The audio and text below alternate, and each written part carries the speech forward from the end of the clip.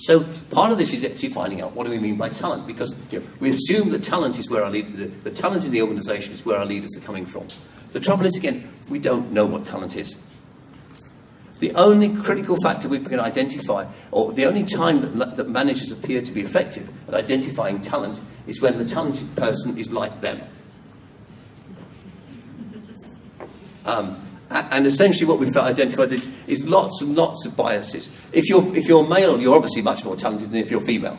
Yeah, the stereotype, it works out. If you're tall, if you're blue-eyed, you're less talented than if you're brown-eyed.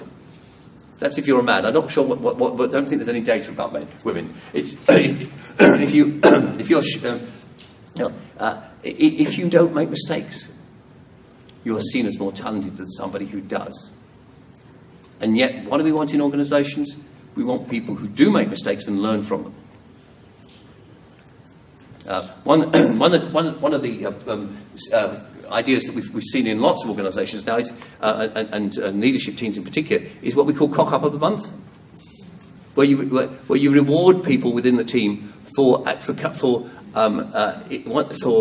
best mistake that they've made. Not the mistake, of course, not the mistake itself, but the learning they've extracted from the mistake and are able to share with everybody else. Very effective process of actually getting honesty in conversations. So we have all these biases. We don't actually know who our talent are.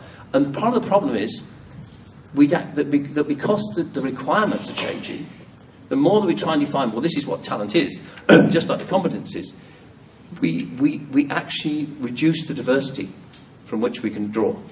And in a complex adaptive system, we need to have maximum diversity, or as much diversity as possible, so that if there's a new job role or a new need that comes up, we've got people with different competencies, different skills, different combinations of strengths, who can slot into those roles.